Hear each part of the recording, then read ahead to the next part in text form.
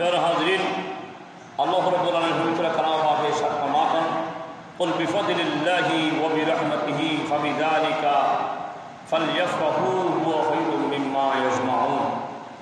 আমার আল্লাহ বলেন, কুল বিফাদলিল্লাহি, হে আমার হাবিব আপনি বলে দিন, কুল বিফাদলিল্লাহি ওয়া বিরহমাতিহি, আল্লাহর রহমত পাই, আল্লাহর দয়া পাই, আমার ফজল পাই, তারা যেন আনন্দ উল্লাস খুশি উদযাপন করে। সুবহানাল্লাহ।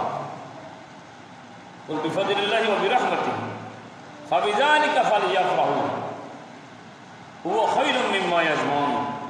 সেই আনন্দ উল্লাসটা আল্লাহর দরবারে সমস্ত ধন দৌলত, পৃথিবীর জমিনে আসমানের জগৎ, জমিনের জগৎ যত কিছু আছে সমস্ত সম্পদের চাইয়ে শ্রেয় হবে, শ্রেষ্ঠ হবে সেই রহমত। সুবহানাল্লাহ। এখানে রহমত দ্বারা, ফজল দ্বারা রাসূল পাক সাল্লাল্লাহু তাআলা আলাইহি ওয়াসাল্লাম, সুবহানাল্লাহ, সেই রসুল আসার কারণে আমরা আনন্দ উল্লাস করি, আমরা আনন্দিত। তো ওই রসুলের নাম আল্লাহ কোরআন কারীমের মধ্যে আহমদ রেখেছে। এমন দুনিয়ার জমিনে তশরীফ আনার পর রসুল নিজের নাম লিখেছেন মুহাম্মদ, সুবহানাল্লাহ, সাল্লাল্লাহু আলাইহি ওয়াসাল্লাম। আর যার নাম রেখেছেন যে মুহাম্মদ রসূল, সে নামের ওসিলায় দোয়া করহে কবুল, আল্লাহ করহে কবুল। যার নাম রেখেছেন যে মুহাম্মদ রসূল, সেই নামের ওসিলায় দোয়া করহে কবুল, আল্লাহ করহে কবুল। তাহলে ওই নামের রসূলে দিয়ে দোয়া করো। যিনি বলছেন কাব আহবার, হযরত আদম আলাইহিস সালামের পুত্র। আদম আলাইহিস সালাম পুত্রকে বলতে যে আমার সন্তান, তুমি লেখো, তুমি লেখো, যিনি মুহাম্মদের নাম আমি দেখেছি, আরশে দেখেছি, কুরসিতে দেখেছি, আমি জান্নাতে গেছি, জান্নাতে দেখলাম, জান্নাতের খুরদের চোখে দেখলাম, সুকাটের মধ্যে দেখলাম, আরশে গেলাম, দেখলাম মুহাম্মদ। তুমি আমার পুত্র কাব আহবার, তুমি ওই মুহাম্মদের শান, ওই মুহাম্মদের আজমত তুমি লিখতে থাকো। সুবহানাল্লাহ।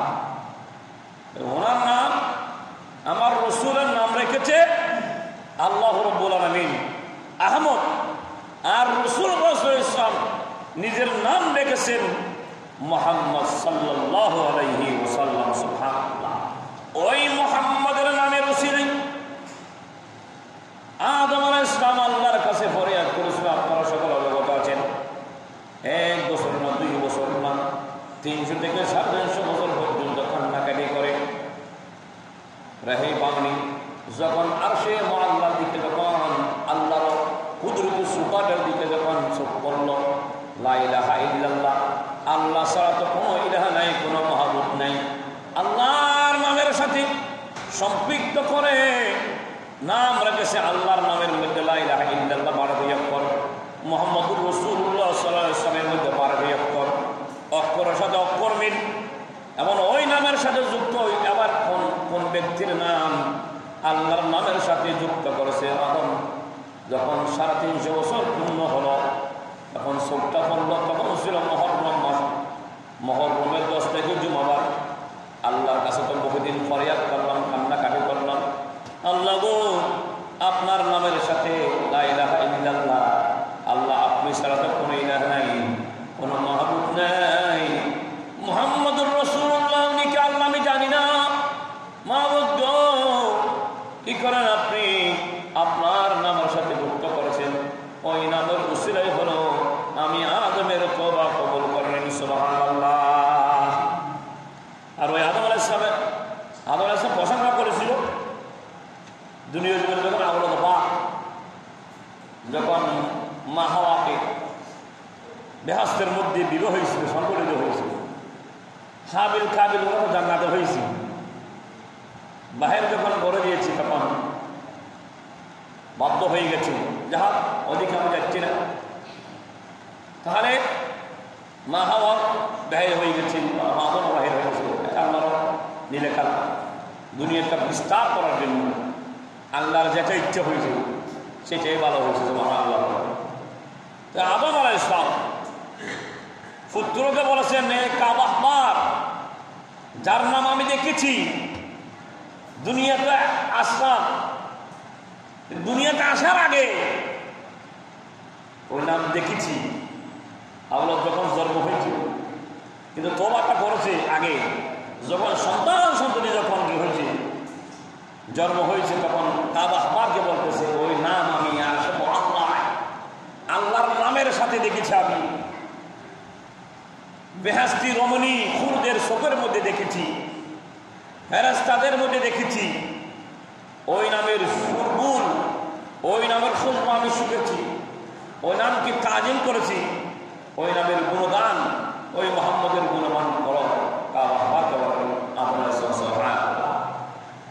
হযরত আদম আলাইহিস সালাম ওই আল্লাহর কাছে ফরিয়াদ করে যখন কি বলল, আল্লাহ আপনার সাথে যে নাম আছে লা ইলাহা ইল্লাল্লাহ মুহাম্মাদুর রাসূলুল্লাহ সাল্লাল্লাহু আলাইহি ওয়াসাল্লাম, ওই মুহাম্মাদুর রাসূলুল্লাহ সাল্লাল্লাহু আলাইহি ওয়াসাল্লামের উসিলায় আমি আদমের তওবা কবুল করে নিই। সুবহানাল্লাহ। সাথে সাথে রব্বুল আলামিন আদম আলাইহিস সালামের তওবা রাসূল করিম সাল্লাল্লাহু আলাইহি ওয়াসাল্লামের নামের বদৌলতে আল্লাহ রব্বুল আলামিন আদমকে ক্ষমা করে দিলেন। ওই নাম যেমন তনের নাম, সে নাম এই জন্য নিজের নাম নিজে রেখেছেন মোহাম্মদ সাল্লাল্লাহু আলাইহি ওয়াসাল্লাম। এখন আসি